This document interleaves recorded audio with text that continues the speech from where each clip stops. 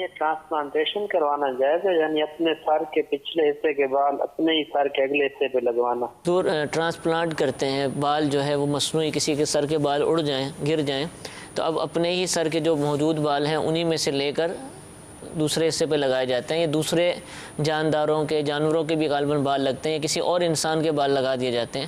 تو کیا اس طرح مصنوعی طور پر طریقہ کار کے مطابق بال لگوانا درست ہے؟ دیکھیں، جو بال لگتے ہیں ہمارے یعنی جو بھی سر پہ سرجری کرواتا ہے تو اس کے بال کی مختلف صورتیں ہوتی ہیں. بال جو لگائے جاتے ہیں وہ بال اگر انسان کے بال ہیں، چاہے اپنے ہی بال ہوں، سر کے حصے کے بال ہیں، یا پچھلے کمر کے بال ہیں، یا بازو کے بال ہیں، پاؤں کے بال ہیں، کسی بھی حصے کے بال لے کے سر پہ لگوائے تو یہ ناجائز و حرام ہے. جائز اس کی نہیں، اجازت اپنے بھی نہیں لگوا اپنے نہیں لگوا سکتے، کسی بھی انسان کی نہیں لگوا سکتے. نمبر 2، خنزیر کے بال یہ بھی نہیں لگا سکتے. اور نمبر 3، کتے کے جو بال ہیں اگرچہ کہ وہ لگوانا جائز ہے لیکن اس میں علماء کا شدید اختلاف ہے، تو اس لیے اس سے گریز کرنا چاہیے، نہ کرے تو بہتر ہے.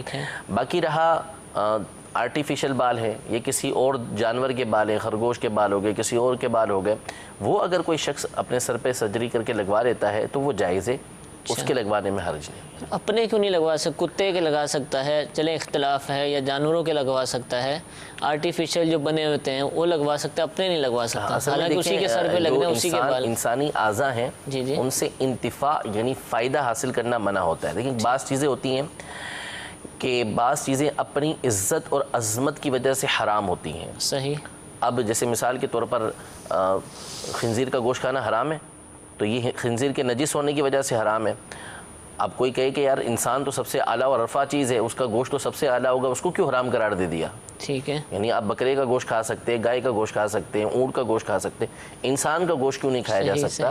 تو یہ انسان کی عظمت ہے، اہمیت ہے، تو اس لیے اس کے گوشت کو نہیں کھایا جا سکتا. اسی طریقے سے انسان کے جو اعضاء ہیں ان کی ایک ایسی اہمیت ہے کہ ان سے انتفاع یعنی نفع اٹھانا منع کیا گیا.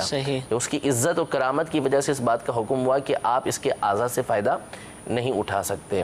تو بعض چیزیں وہ ہوتی ہیں کہ جو اپنی عظمت کی وجہ سے، اپنی اہمیت کی وجہ سے حرام قرار پاتی ہیں. تو انسان کے جو اعضاء ہیں ان سے انتفاع کرنا، ان سے فائدہ اٹھانا، اس طریقے کے معاملات کرنا، اس کو شریعت مطہرہ نے ناجائز و حرام قرار دیا. ٹھیک ہے، جزاک اللہ.